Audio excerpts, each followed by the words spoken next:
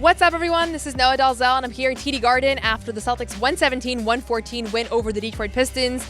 A win that I would consider the best game of the season, best crowd of the season for sure here at TD Garden on Thanksgiving Eve. So much to discuss, so much to like, so much to be grateful for if you're a Celtics fan. We'll have all that coming in just a moment. Jaylen Brown with the flush. Tatum the drive. Tatum the finish. It is Baylor 18. The mission commanded is mission accomplished. So going into this game, who knew what to expect? With Neemias Queta sidelined indefinitely, Joe Mazzulla said he was day-to-day pregame after spraining his ankle on Sunday night.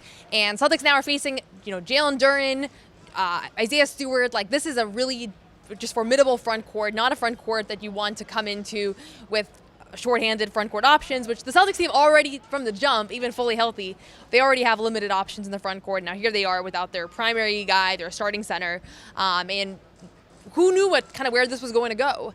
And the biggest thing that I took away from this game, and I'll talk about a couple of specific individual standout performances, but the biggest thing I took away is that this team has a winning DNA still, and they're continuing to find ways to win, even when it seems really unlikely. So Amari Williams, who was drafted in the second round by the Celtics this season, he's been in the G League all year, and he's been solid, but he has not been coming down to Boston. Like, he has been in Maine, first and foremost. He comes in and gives them 15 minutes, and he battles in those 15 minutes. I asked Jaylen Brown about Amari, and he was super excited about the effort that he gave them. You mentioned Amari. He obviously has not been with you guys for the last few weeks. He's playing in the G League, and he comes in tonight and gives you those 15 minutes. Before the game, are you talking to him at all? What's the adjustment period as the leaders of this team? That was impressive from Amari. I'm not gonna lie. He hasn't been with us. A lot of pressure, high-profile game to come in and make an impact. That credit to him. But he did well for us. Amari has talent. He can pass the ball. He's a big guy, knows the game, but that was a big-time performance from him. And so you look at Amari Williams' performance, he gives them 15 minutes against one of the top front court players in the league. And then you look at the fact that a lot of this game they went small. Josh Minot's playing the 5. At one point they had Jaylen Brown guarding Jalen Duren. And so they overcame the adversity of having Neemias Queta sidelined, and we've talked a lot this season about what is this team going to look like when they deal with injuries. And obviously the big one is Jason Tatum, who is sidelined indefinitely for most, if not all, of the season. But outside of that, to begin this year, they've been really healthy. And so Queta goes down, and it's not like a season-altering injury in the sense that I think he'll be back relatively soon, but he might miss a couple games here. And honestly, I was looking at the lineup of Detroit, Minnesota, Cleveland, and you start to wonder, maybe these are losses because maybe they're just not going to be able to overcome that. So first and foremost, the fact that they battled through this game and the fact that they were able to find ways to mitigate the front court challenge and find ways to crash the glass and be physical. And they were out-rebounded, which was expected, but they made it hard, right? It wasn't like a layup. And whether it was them going small or whether it was Luka Garza giving them what they could in his 10 minutes or Amari Williams, who I spoke to after the game, and he literally said, I did not know this was coming. All of that was a very encouraging sign because there is inevitably going to be times where the backcourt is injured and there are injuries there. Guys are limited, guys are missing time, guys are struggling. And to be able to overcome that adversity is the hallmark of a team that can compete. And we're not sure, we've been going back and forth all year about whether this team is a competitive team, whether this is a playoff team. Right now, they're on pace for 45.5 wins. I had them winning 45 games this season. That's exactly the pace that they're on through 18 games. And so, big picture, before I get into individual performances, I think it's a really good sign that they were able to snap a Pistons win streak of 13 games. The Pistons came into this game looking to make history. They were going to set a franchise record in win streak. 14 games was going to be the franchise record, and they are not able to pull through. And they played really well. Honestly, Cade Cunningham is incredible. Watching him live in person, that's an MVP caliber player. That's how good he is. And they threw different looks at him. Jordan Walsh got some opportunities, Baylor Scheierman. But Cade was Cade, and he was awesome, and he was scoring kind of at will for much of this game. And it didn't matter because the Celtics team found ways to battle and found ways to compete. And so I thought it was really impressive that a guy who has played basically no NBA minutes was able to come in such a primetime game and give them energy and size. And he had 2 blocks in those 15 minutes. Thought he could have had a third, but it was ruled a goaltend. And so he didn't do anything crazy, especially on the offensive end. He was kind of a passive part of the offense. But to eat those minutes was massive in and of itself. And it was pretty cool to see the trust there and the synergy. I talk a lot about the Maine Celtics.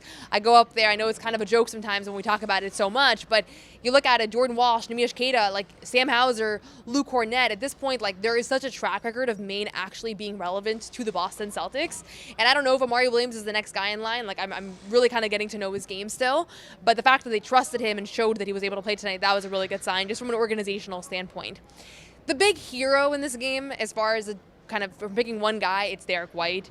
Derrick White, everybody knows, it's no secret that he's had a tough start to the season. He scores 27 points in this game. He hits all 3 of his 3-point attempts in the fourth quarter. He has 11 in the final period. And it's just been a tough season for Derrick. He's talked about the shooting struggles, but they're not just threes. It's been mid-ranges. It's been around the basket. He's just struggling from everywhere. And the other day at practice, yesterday at practice, he just said, like, I just got to play better. Like, it's not even really about what kind of looks is he getting. Are they catch and shoot? Are they off the dribble? Like, he just has to play better. And that's how he feels. Joe Mazzulla said after the game tonight that he likes when Derrick struggles because he knows that something better is coming. He knows that he's going to snap out of it and be a better player. And tonight he had the defensive moments that make Derrick White Derrick White. I think he had 3 steals and 2 blocks in this one. Just made so many things happen, causing commotion, which that's Derrick White's bread and butter, right? Like, he's a good offensive player, but the bread and butter is the havoc that he's able to cause on the defensive end. And so it's kind of like, what came first? I don't know. I honestly think the defense came first tonight. But just a quintessential Derrick White performance. And literally a week ago, we were talking about, like, what's wrong with Derrick White? And, you know, he's going to have his highs and lows. It's not going to always be nights like tonight. But the more nights like tonight he can string together, the more Derrick White-esque this season is going to be. And again, like, I came into this year thinking this guy could be an all-star, and he's probably out of the running for that after such a bad shooting start to the season. But all of his advanced numbers were still good despite the shooting struggles. I saw some people talking about that online today, but like, he's shooting below 50% from true shooting, and then at the same time, his advanced analytics were still really good because he just makes winning plays. He makes winning happen. He's a connective piece on offense. He's a great defender. And so he found ways to be impactful for this team throughout the first 18 games. But tonight, everything came together, and he hits the big threes. He looks like himself. He has that swag, that confidence. And can that carry over now? Can he start stringing these games together? He certainly hopes so, and the Celtics team certainly hopes so, because ultimately, like, they will go as he goes. And he, you know, it's not just him, it's him, Peyton Pritchard, other guys. But Derrick White was the one guy that a lot of people thought, okay, Tatum goes down, they lose a lot of talent, they lose a lot of scoring. Can he come in and, like, up his usage and efficiency? And so far, that hasn't been the case. Tonight, you see the vision for what, like, a high usage feeling at Derrick White could look like. So big shout out to him. They do not get this win without him. Derrick's not the only guy who was a pivotal in this victory. I'm going to give a big shout out to Baylor Scheierman, who has kind of quietly been a fixture of this rotation. You know, there's been a lot of guys in and out. Josh, Ugo, Baylor, Sam. They give you a lot of the same things, Jordan, and each of them have their own strengths and weaknesses. Some guys are better shooters, some guys are better rebounders, some guys are better passers, and Baylor was finding ways to be a part of their rotation, you know, whether it's getting 10 minutes or 6 minutes or 15 minutes, but he's consistently been one of the names that Joe Mazzulla calls upon. And I started thinking, like, what is it? Like, because he's not the most athletic guy, right? Like, Jordan can give you size and length that Baylor just can't give you. He's not like this catch and shoot pure shooter that Sam Hauser is, but so far he has found a way to be on the floor, and I think tonight you saw the very best of his game all kind of come together. So he finishes with 13 points, the majority of which he scored in the first half, and now he's shooting above 50% from 3 on the season. And small sample size for sure. He hasn't attempted that many. I think he's attempted like 22 threes or something in that ballpark. But we also criticized and tore apart his game over summer. Like, so many fans were saying, you know, this guy's a bust when he was struggling in summer league, and that was a 5-game sample as well. So if we're gonna do the small sample thing on the negative side, I think it's fair to give him his flowers. At this point in the season, Baylor Scheierman has been a very positive offensive player.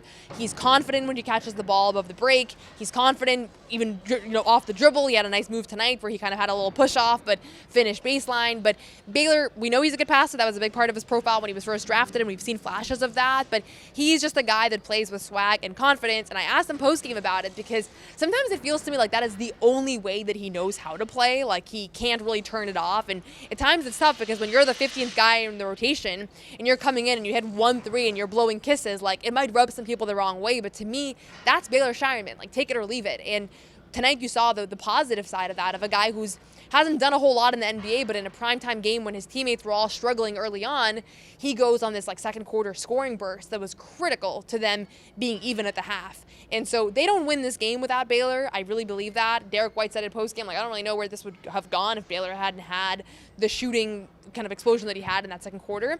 But it wasn't just about the scoring, because he stays in the game. He plays 30 minutes in this one. He's guarding Cade Cunningham down the stretch. Joe's talked extensively about how this is a guy that just knows tendencies, that studies the game.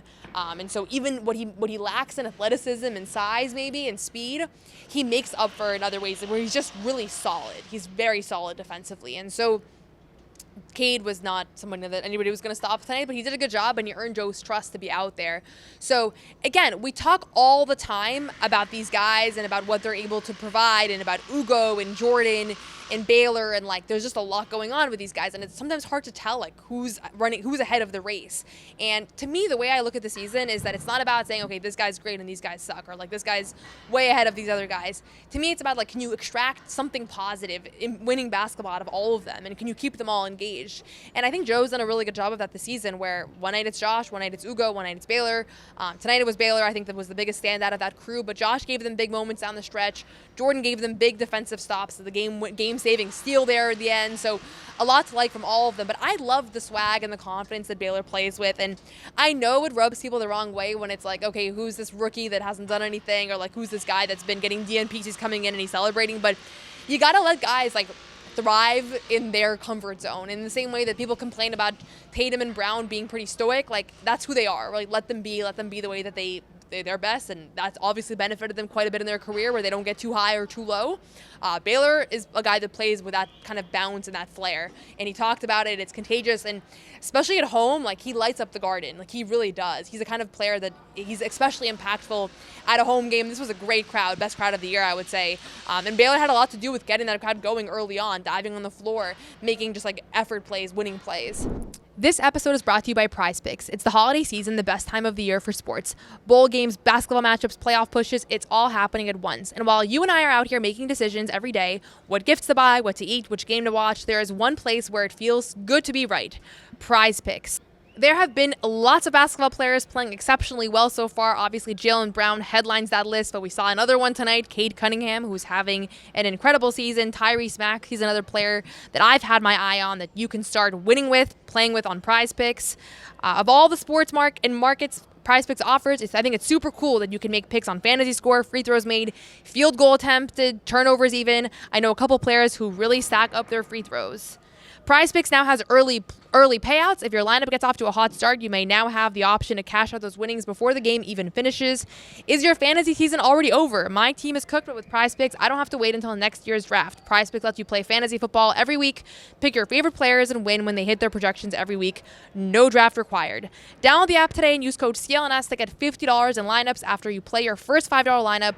That's code CLNS to get $50 in lineups after you play your first $5 lineup. PrizePicks, it's good to be right. The last thing I'll say is Jaylen Brown had a tough shooting night from an efficiency standpoint. I think he finished 12 for 31, but he really found ways in this game to impact winning. 33 points for him, 10 rebounds, 5 assists. I think he finished with a bunch of steals and blocks too. Like he was super engaged on the defensive end.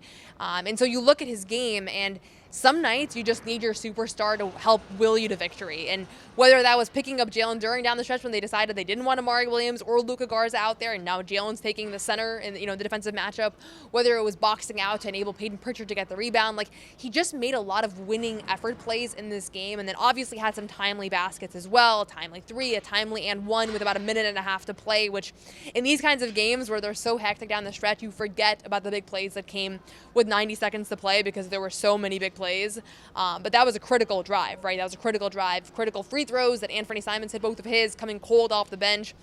Derrick White hit both of his. So really just an encouraging win. I mean, how could you not have a lot of positive things to say when you're talking about this beating the hottest team in the league right now? I mean, the Pistons have been on the hottest winning streak, best winning streak in franchise history.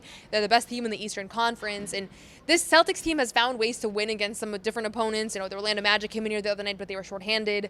But like, this was a legitimate team that has championship aspirations and right now leads the Eastern Conference. And so big picture, they're 10-8. They're in pretty good standings. Like this stretch is going to be really difficult. They have Minnesota, Cleveland coming up, 2 good teams with big front courts that they're going to have to figure out how to manage.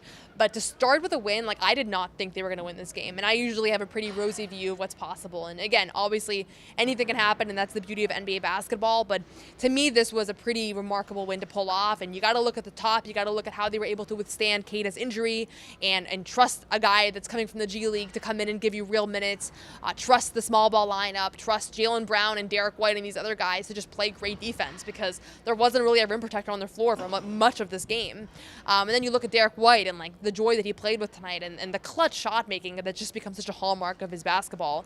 And then Jaylen just continues to just be a winner for this group. And I think the way that he's led, the way that he's kind of empowered the young guys, the way that he's been bought in, like I think this has just been the best start that you could hope for Jaylen Brown's season through 18 games. Obviously, he's been shooting the ball well, but even tonight, he didn't have it. You know, he was missing shots around the basket. He wasn't getting the fouls that he wanted. He still found a way to like help will this team to victory, and that's the sign of a really good basketball player. So big time win, 117-114. They almost blew this one because they did foul Cade Cunningham on a 3 where it was, you know, they were trying to get the dead ball foul and get him to the line for 2, but they ended up calling it a shooting foul, and he front rims the 3rd attempt. So I felt like that was the basketball gods throwing them a bone after a really, you know, gutsy win, but they almost blew this one. It was almost an overtime game, which that would have been a little scary because Cade was really starting to feel it. But they come away with the win. That's it for them ahead of Thanksgiving. Really great way to go into the little holiday break, and then they have 2 road games coming up against Minnesota and Cleveland, so we'll see how they can fare there. But overall, I thought this was the win of the season. Most encouraging moment is when that final buzzer sounded and you just saw like people were euphoric. Like it almost felt like a playoff victory. Joe was as happy as I've seen him all year. So definitely a lot to draw from this one, a lot to like. Let me know what you thought about this game in the comment section. Were there positive takeaways that I missed? Always like reading your guys' thoughts. And check out all the post-game press conferences. We heard from Jaylen Brown. We heard from Baylor Scheierman, Derrick White, and Joe Mazzulla after this one. This was one of the better Joe Mazzulla press conferences. So go check that one out. And thanks as always for watching.